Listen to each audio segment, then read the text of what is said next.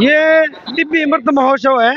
ये दिव्य अमृत महोत्सव को जो है कि परंपरा समुद्र मंथन से की जो परंपरा थी वो आज से 90 लाख वर्ष पहले अच्छी तरह से भली प्रकार से ऋषि मनीषियों ने निर्विकल्प समाधि में उतर करके इस रहस्य को जाना। तब 90 लाख वर्ष पहले जब भारत को रेखांकित करने वाले राष्ट्रपिता राजर्षि महात्मा भारत के सम्मान में अयोनिज ऋषि मनीषियों ने इसका आगाज किया, इसका आरंभ किया, शुभारंभ किया। और ये 12,000 योजन में जगह बदल बदल के प्रतिवर्ष लगता था।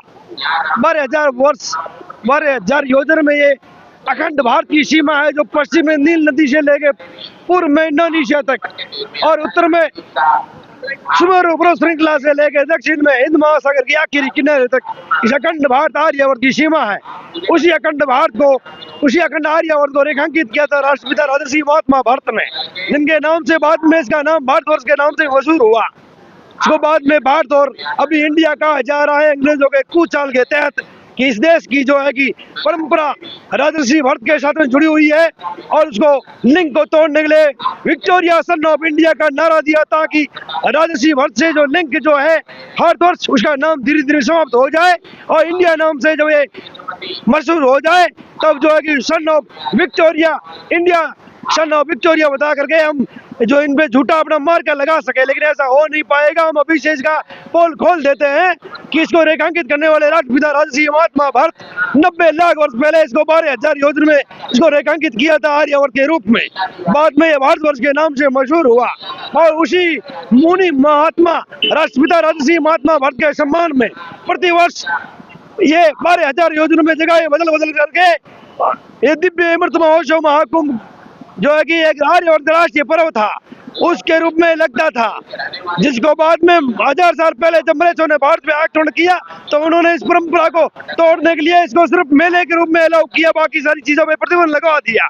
और दूसरे लोगों ने उन्होंने सोचा, हमारे यहाँ आने वाले उन्होंने सोचा कि भाई हम भी अपनी निजी महत्वाकांक्षा चमकाएंगे।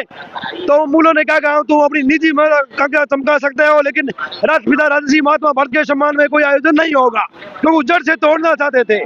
और ये भोले बड़े लोग उसके बहकावे में आ गए अपनी निजी महत्वाकांक्षा चमकाने के चक्कर में। राष्ट्रपिता राजर्षि महात्मा भारत के सम्मान में ये जो आयोजन होता था संपूर्ण महाकुंभ का, उसका तात्पर्य बदल दिया गया।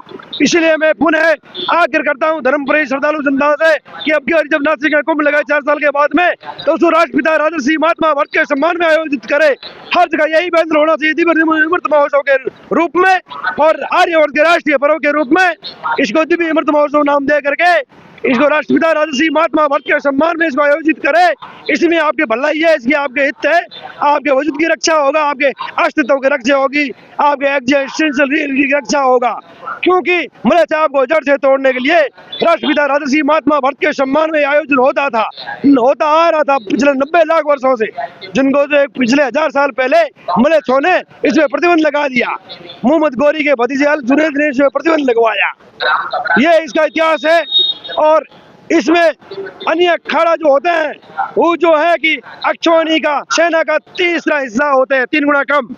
एक अन्य के अंदर 1,58,415 पैदल नागा सैनिक होते हैं, उसे 3 गुना कम घुड़सवार नागा सैनिक होते हैं, उसे 3 गुना कम हाथी सवार नागा सैनिक होते हैं, उसे 3 गुना कम रथ सवार नागा सैनिक होते हैं, उसे 3 गुना कम तोपची नागा सैनिक होते हैं, उसे 3 गुना कम भंडार बनाना नागा सैनिक होते हैं, उसे 3 गुना कम घायल की मल्लम पट्टी करने वाले नागा सैनिक होते हैं, उसे 3 गुना कम मर्यादित मंडल और मर्यादित 2 मंडल होते हैं। मर्यादित मंडल देश के गद्दार राजाओं से युद्ध करता था, जो अपनी बहन बेटियों को जोधा का निगाह अकबर से करके दिल्ली में दावतें उड़ाने वाले गद्दार देश के राजाओं से युद्ध करता था, जिसमें बहन बेटियों को कोई हाथ नहीं लगाया जाता था। लेकिन मलय लोग हमारी बहन बेटी को उठाते थे और राजपूत लोग युद्ध के नाम पे नाटक करते थे, बोले 6 बज गया हम युद्ध नहीं करेंगे।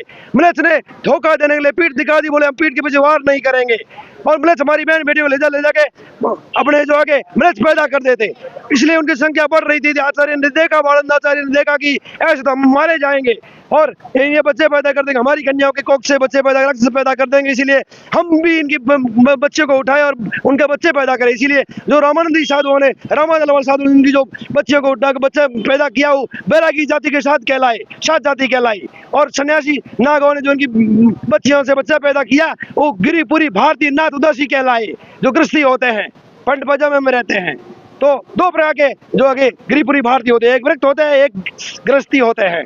उसी प्रकार दो प्रकार के वृत्त होते हैं, एक दो प्रकार के वैरागी होते हैं, एक गृहस्थी वैरागी होते हैं, एक वृत्त ब्रह्म वैरागी होते हैं। जैसे मैं वृत्त वैरागी हूँ। एक गृहस्थी वैरागी भी होते हैं जो पिंड बाजार में रहता है, काम धंधा सब करते, दुकानदारी सब करते हैं, और उसको निषाद जाति कहते हैं, वैरागी जाति कहते हैं। जो हिमाचल में, राजस्थान में बहुत बैठे वैरागी जाति के लोग, ठीक है। उसको भगत भी कहते हैं, वैरागी जाति भी कहते हैं, साध भी कहते हैं, वैष्णव भी कहते हैं, है ना। उसमें निम्बावत, कुंभावत, हाँ रामावत, ये सब होते हैं। तो इस प्रकार से हम लोगों ने देश को, नेशनलिटी को युग से डिफेंस किया। जब देश के गद्दार राजा अपनी बेटी जोधा का निकाह अकबर से करके दिल्ली में दावते उड़ाते थे, तब हम लोग, देश में मिलिट्री और पुलिस नहीं थी, तब हम ही लोग देश को, नेशनलिटी को डिफेंस करते थे। नारा है आर पार से, पटोगे तो कटोगे जिहादी तलवार से। मेरा नारा है आर पार से, पटोगे तो कटोगे जिहादी तलवार से। मेरा नारा है आर पार से, पटोगे तो कटोगे जिहादी तलवार से। चमार की लुगाई चारों वर्ण है भाई भाई, ब्राह्मण की बेटी चमार की लुगाई चारों वर्ण है भाई भाई। ब्राह्मण की बेटी चमार की लुगाई चारों वर्ण है भाई भाई। मेरा ऐलान है आर पार से, पटोगे तो कटोगे जिहादी तलवार से। मेरा ऐलान है आर पार से, पटोगे तो कटोगे जिहादी तलवार से।